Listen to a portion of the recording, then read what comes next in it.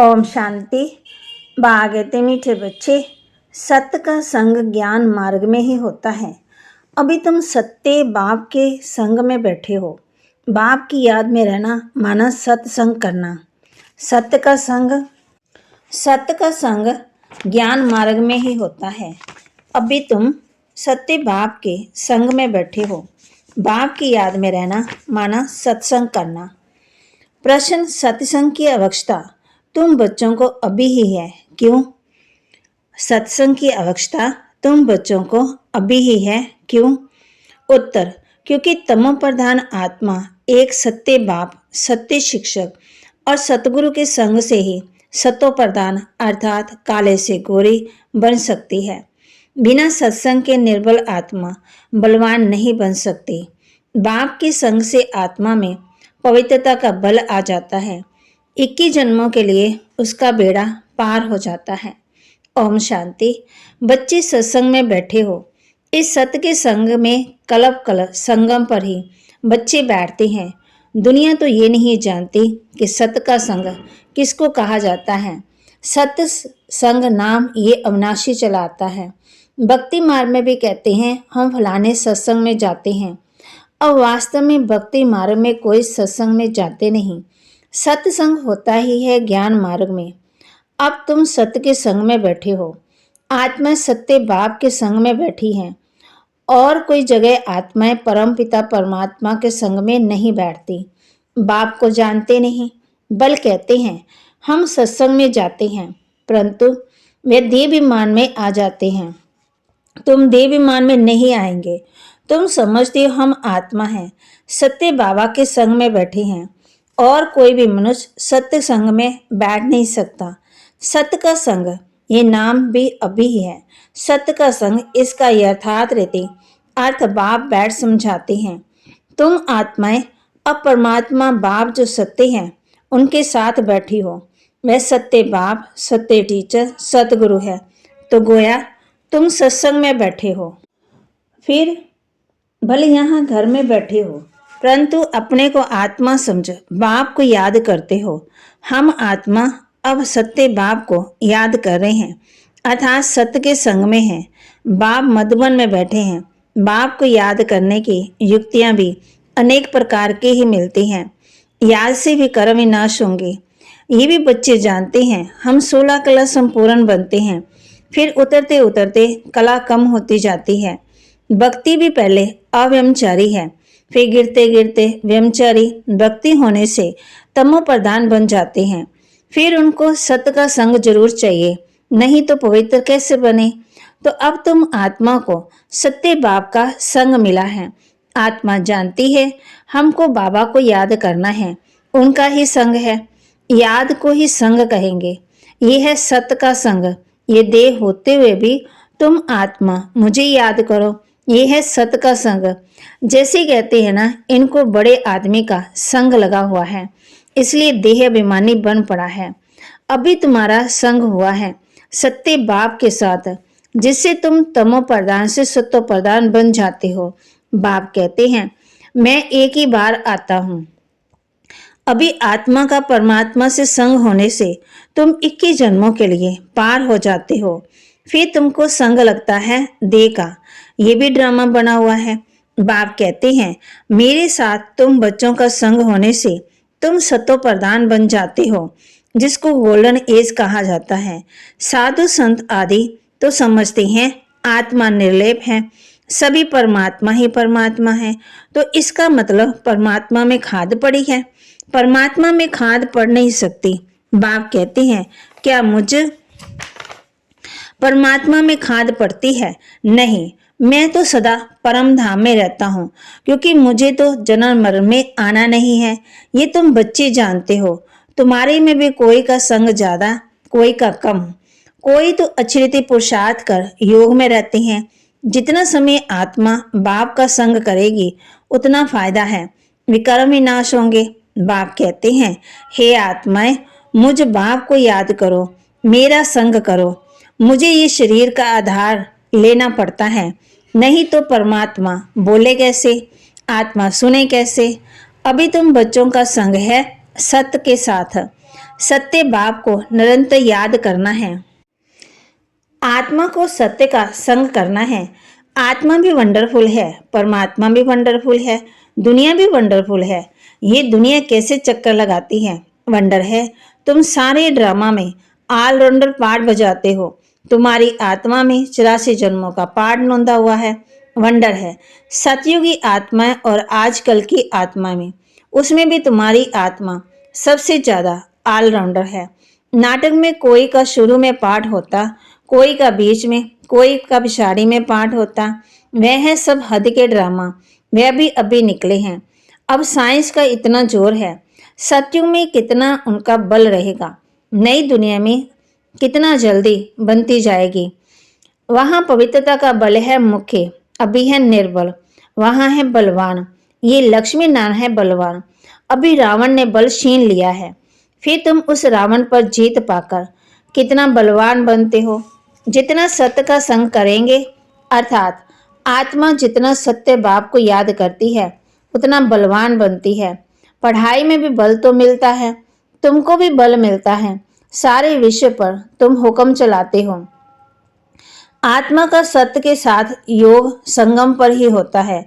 बाप कहते आत्मा को मेरा संग मिलने से आत्मा बहुत बलवान बन जाती है। बाप वर्ल्ड ऑलमाइटी अथॉरिटी है ना, उन द्वारा बल मिलता। इसमें सब वेदों शास्त्रों के आदि मध्यंत का ज्ञान आ जाता है। जैसे बाप ऑलमाइटी है, तुम भी ऑलमाइटी बनते हो।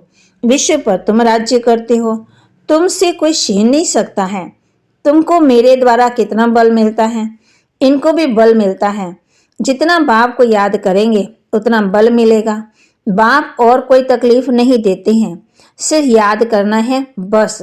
84 जन्मों का चक्कर अब पूरा हुआ, अब वापस जाना है, ये समझना कोई बड़ी बात नहीं है।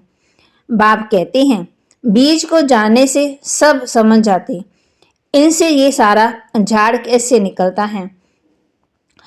बाप कहते भक्ति मार्ग में मनुष्य कितने धक्के खाते, मेहनत करते, मिलता कुछ भी नहीं, फिर भी बाप आकर के तुमको विश्व का मालिक बनाते हैं। हम योग बल से विश्व का मालिक बनते हैं, यही पुरुषार्थ करना है। भारत का योग मशहूर है। योग से तुम्हारी आयु कितनी बड़ी हो जाती है, सत्य के संग से कितना फायदा होता है। आयु भी बड़ी और काया भी निरोगी बन जाती। ये सब बातें तुम बच्चों की बुद्धि में ही बिठाई जाती है, और कोई का सत्य के साथ संग नहीं है सिवाय तुम ब्राह्मणों के। तुम प्रजापिता ब्रह्मा की संतान हो, दादे पोत्रे हो, तो इतनी खुशी होनी चाहिए कि हम दादे पोत्रे हैं। वर्षा भी दादे से मिलता है, यही याद की यात्रा है। बुद्धि में यही सिमरन करना चाहिए। उन सत्संग में एक जगह जाकर बैठते हैं, वहाँ वे बात नहीं है। ऐसे नहीं कि एक जगह बैठने से ही सत्य का संग होगा, नहीं। उठते बैठते चलते फिरते हम सत्य के संग में हैं। अगर उनको याद करते हो तो, याद नहीं करते हैं तो देह विमान में है। देह तो असत्य चीज है, देह को सत्य नहीं कहेंगे। शरीर तो जड़ है, 5 तत्वों का बना हुआ है, उनमें आत्मा नहीं होती तो चुरपुर ना हो। मनुष्य के शरीर की तो वैल्यू है ही नहीं, और सबके शरीर की वैल्यू है। सौभाग्य तो आत्मा को मिलना है। मैं फलाना हूँ, आत्मा कहती है ना। बाप कहते हैं आत्मा कैसी हो गई है। बाप कहते अंडे मिसल कश मच सब खा जाती है, मना हर एक भस्मासुर है ना। अपने को आप पे ही भस्म करते हैं, कैसी कैसी चीजें खाते हैं, कैसे काम करते हैं। बाप कहते आत्मा काम चिता पर बैठ हर एक को अपने को भस्म कर रहे हैं, तो भस्मासुर ठहरे ना। अभी तुम ज्ञान चिता पर बैठ देवता बनते हो। सारी दुनिया काम चिता पर बैठ भस्म हो गई है, तमो प्रधान काली हो गई है। बाप आते हैं बच्चों को काले से गोरा बनाने, तो बाप बच्चों को समझाते हैं देव विमान छोड़ अपने को आत्मा समझो। बच्चे स्कूल में पढ़ते हैं, फिर पढ़ाई तो घर में रहते भी बुद्धि में रहती है। ये भी तुम्हारी बुद्धि में रहनी चाहिए। ये है तुम्हारी स्टूडेंट लाइफ। एम ऑब्जेक्ट सामने खड़ी है, उठते बैठते चलते बुद्धि में ये नॉलेज रहनी चाहिए। यहाँ बच्चे आते हैं रिफ्रेश होने के लिए, युक्तियाँ समझाई जाती हैं कि ऐसे ऐसे समझाओ। दुनिया में ढेर के ढेर सत्संग होते हैं, कितने मनुष्य आकर इकट्ठे होते हैं। वास्तव में वह सत का संग तो है ही नहीं। सत का संग तो अभी तुम बच्चों को मिलता है। बाप ही आकर के सतयुग स्थापन करते हैं, तुम मालिक बन जाते हो। देवाभिमान अथवा झूठे विमान से तुम गिर पड़ते हो और सत के संग से तुम चढ़ जाते हो। आधा कल्प तुम प्रारब्ध भोगते हो। ऐसे नहीं कि वहां भी तुमको सत का संग है, नहीं। सत का संग और झूठ का संग संग तब कहते हैं जब दोनों हाजिर हैं। सत्य बाप जब आते हैं वही आकर के सब बातें समझाते हैं। जब तक वे सत्य बाप नहीं आए तब तक कोई जानते ही नहीं। अब बाप तुम बच्चों को कहते हैं, हे आत्माएं मेरे साथ संग रखो। देह का जो संग मिला है उनसे उपराम हो जाओ। देह का संग बल सत्युग में भी होगा, परंतु वहां तुम हो ही पावन। अभी तुम सत्य के संग से पति से पावन बनते हो, फिर शरीर भी सत्व प्रदान मिलेगा, आत्मा भी सत्व प्रदान रहेगी। अभी तो दुनिया भी तमो प्रदान है। दुनिया नई और पुरानी होती है। नई दुनिया में बरोबर आदि सनातन देवी देवता धर्म था।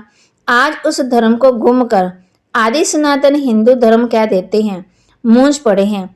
अभी तुम भारतवासी समझते हो कि हम प्राचीन देवी देवता धर्म के थे, सतयुग के मालिक थे, परंतु वह नशा कहाँ, कल्प की आयु ही लंबी लिख दी। ये सब बातें भूल गए हैं। इनका नाम ही है भूल भुलैया का खेल। अभी सत्य बाप द्वारा तुम सारी नॉलेज जानने से ऊंच पद पाते हो, फिर आधा कल्प बाद नीचे गिरते हो, क्योंकि रामा राज्य शुरू होता है। दुनिया पुरानी तो होगी ना। तुम समझते हो हम नई दुनिया के मालिक थे, अभी पुरानी दुनिया में हैं। कोई कोई को ये भी याद नहीं पड़ता। बाबा हमको स्वर्गवासी बनाते हैं। आधा कल्प हम स्वर्गवासी रहेंगे, फिर आधा कल्प बाद नीचे गिरते, क्योंकि रामा राज्य शुरू होता। दुनिया पुरानी तो होगी ना। तुम समझते हो बाबा हमको स्वर्गवासी बनाते हैं। आधा कल्प हम स्वर्गवासी रहेंगे, फिर नरकवासी बनेंगे। तुम भी मास्टर आलमाइटी बने हो, नंबरवार पुरुषार्थानुसार। ये है ज्ञान अमृत का डोज। शिव बाबा को आग्रंश मिले हैं पुराने, नया आग्रंश तो मिलता नहीं। पुराना बाजा बजता, बाप आते भी हैं वानप्रस्थ अवस्था में। बच्चों को खुशी होती है तो बाप भी खुश होते हैं। बाप कहते हैं हम जाते हैं बच्चों को, बाप कहते हैं हम जाते हैं बच्चों के पास नॉलेज देने के लिए कि रावण से कैसे छुड़ना है। पाठ तो खुशी से बजाया जाता है। बाप बहुत खुशी से पाठ बजाते हैं। बाप को कल्प कल्प आना पड़ता है। ये पाठ कभी बंद नहीं होता। बच्चों को बहुत खुशी रहनी चाहिए। जितना सत का संग करेंगे उतना खुशी होगी। याद कम करते हैं इसलिए इतनी खुशी नहीं रहती। बाप बच्चों को मलकियत देते हैं। जो बच्चे सच्चे दिल वाले हैं उन पर बाप का बहुत प्यार रहता है। सच्चे दिल पर साहब राजी रहते हैं। अंदर बाहर जो सच्चे रहते हैं बाप के मददगार बनते हैं। सर्विस पर तत्पर रहते हैं, वही बाप को प्रिय लगते हैं। अपने दिल से पूछना है कि हम सच्ची सच्ची सर्विस करते हैं, सच्चे बाबा के साथ संग रखते हैं। अगर सत्य बाबा के साथ संग नहीं रखेंगे तो क्या गति होगी। बहुतों को रास्ता बताते रहेंगे तो ऊंच पद भी पाएंगे। सत्य बाप से हमने क्या वर्षा पाया, अपने अंदर देखना है। ये तो जानते हैं नंबरवार है। कोई कितना वर्षा पाते हैं, कोई कितना पाते हैं, रात दिन का फर्क है। अच्छा, मीठे मीठे सिके लदे बच्चों प्रति माता पिता बाप दादा का याद प्यार और गुड मॉर्निंग। रूहानी बाप की रूहानी बच्चों को नमस्ते। रूहानी बच्चों की रूहानी बाप दादा को दिलवा जान सिकवा प्रेम से नमस्ते। धारणा के लिए मुख्य सार। तुम्हें जो इस देह का संग मिला है, इस संग से उपराम रहना है, सत्य के संग से पावन बनना है। तुम्हें जो इस देह का संग मिला है, इस संग से उपराम रहना है, सत्य के संग से पावन बनना है। इस स्टूडेंट लाइफ में चलते फिरते बुद्धि में नॉलेज घूमती रहे। एम ऑब्जेक्ट को सामने रख पुरुषार्थ करना है। सच्ची दिल से बाप का मददगार बनना है। वरदान, अव्यभिचारी और निर्विघ्न स्थिति द्वारा फर्स्ट जन्म की प्रारब्ध प्राप्त करने वाले समीप और समान भव।